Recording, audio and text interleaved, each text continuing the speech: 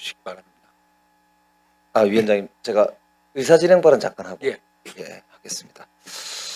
의사진행 발언 잠깐 드리겠습니다. 김영배입니다.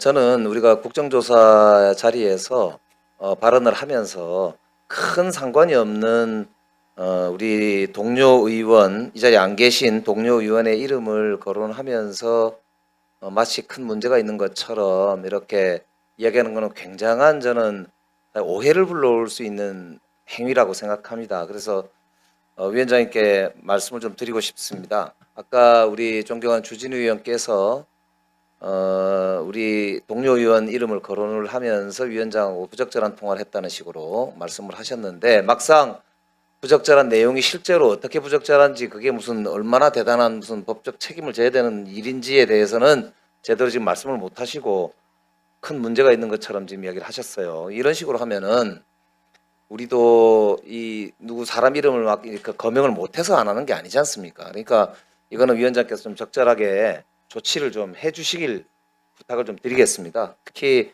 아까 이제 뭐 유불리가 있을 수는 있겠지만 일반적으로 또 걱정이 돼서 실제로 우리 동네에도 그런 경우가 많습니다. 실제 무효표가 굉장히 많이 나오지 않습니까? 그리고 저는 이번에 여야 합의로 통과된 5인 선거구, 그 선거구를 지난번 지방선거에 이어서 이번에도 5인 선거구를 받아들여서 시행을 했습니다. 다수당, 소수당, 특히 소수당을 위해서도 우리 의석을 잃더라도 이 정치의 다양성, 소수당도 진출할 수 있는 조건, 이런 걸 합의하자. 이거 여야 합의로 한 거 아닙니까? 그 유권자들이 저한테도 많이 물어보셨어요. 5명을 뽑는데 이걸 몇 명을 찍어야 되냐고. 아니 무슨 당에 같은 표가 이렇게 후보가 3명씩 막 써 있냐고. 그런 유권자들을 위해서 당연히 선관위에서는 안내를 해줘야 되는 게 당연한 거 아닙니까?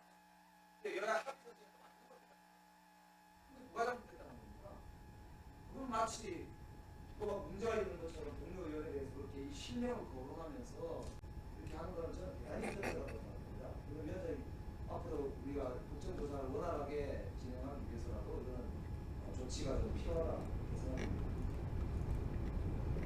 발언하겠습니다. 발언하겠습니다. 성북갑의 김영배입니다. 저는 오늘도 굉장히 황당한 지금 심정이 드는 게 뭐냐면은, 종로에서 땀 맞고 신촌에서 화풀이 한다고, 문제는 본선거 때 생겼는데 사전투표가 뭐가 문제가 있다는 겁니까 도대체? 어찌해서 사전투표가 국민적으로 무슨 없어져야 될 이런 이 제도처럼 지금 말씀하신, 도대체 이해할 수가 없어요. 지금 국정조사를 우리가 왜 하는 건데요? 본투표에서 문제가 생긴 거 아닙니까?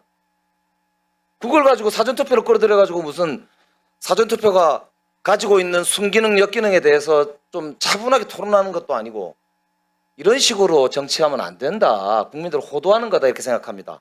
자, 사전투표가 언제 생겼나 한번 물어볼게요. 몇 년도에 생긴지 사무총장 대행님, 몇 년도에 생겼죠? 법률은 2012년인데 12년도에 생겼죠? 네, 근데 13년. 그때가 18대 국회죠? 그때 대통령이 누굽니까? 이명박. 그죠? 그때 여당이 누굽니까? 새누리당입니다. 새누리당의 의석이 몇 석인 줄 아세요? 180석 가까이 되었습니다. 친박당까지 지금 200석이 넘었어요. 그 당시에 더불어민주당의 전신인 통합민주당인가요? 80몇 석밖에 안 됐습니다. 즉 3분의 2가 넘는 의석을 가지고 있었던 그 당시에 새누리당 계열이 주도해서 만든 게 이번 사전투표라 이 말입니다.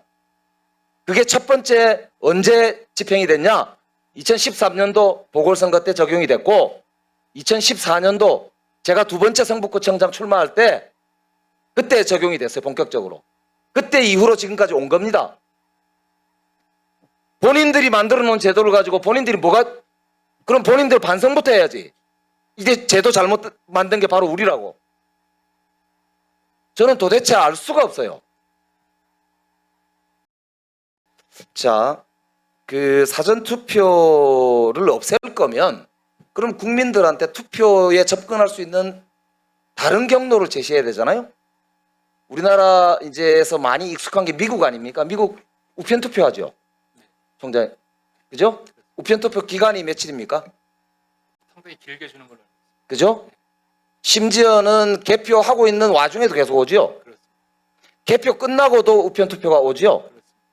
그래서 미국에서도 그게 늘 문제죠. 근데 그 제도 바꾸고 있습니까? 안 바꾸고 있죠. 그 나라는 바보라서가 안 바꿉니까? 그 나라의 특성이 있는 것 같습니다. 모든 제도는 역사적 경로가 있는 겁니다. 우리 선관위가 3.15 부정선거 때문에 생겼듯이 사전투표 제도가 부재자 투표가 1960년도부터 2012년도까지 62년간 부재자 투표가 있었습니다. 그 부재자 투표가 불편했기 때문에 첫째로 아무 데서나 투표할 수가 없고 사전 신고해야 되니까 사전 신고 기간을 놓친 사람은 투표를 못했어요. 두 번째가 전국 어디서나 하려면은 대한민국처럼 주민등록 전산망이 완벽해야 돼. 해킹 안 당하고. 다른 나라가 그 제도가 그 시스템이 안 되는 거예요. 그러니까 도입을 못한 겁니다. 다른 나라는. 대한민국이 IT 강국이고 그래서 주민등록 전산망이 완벽하기 때문에 오랜 분단 국가여서 주민등록망을 철저하게 관리한 대한민국의 특성 때문에 오히려 사전투표 제도가 완벽하게 도입될 수 있었던 거예요. 이명박 정부 시절에 새누리당에 의해서. 근데 뭐가 잘못됐다는 거예요? 도입이 잘못된 겁니까? 다른 문제가 있을 수 있어요. 소소한 문제들이.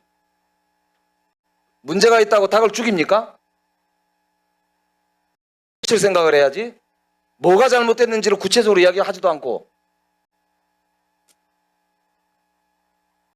저는 도대체 이해할 수가 없습니다. 이게 선관위에서도 똑바로 대응하세요. 선관위 의원님들 아까 대답하는 거 보니까 뭐 어째요?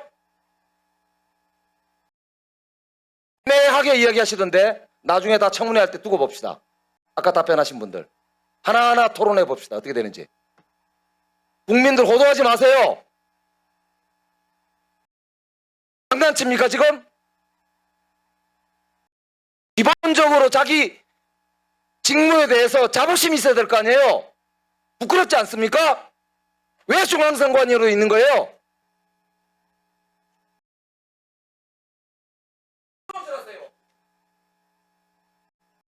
그러니까 아무도 책임 안 지는 거 아닙니까 지금?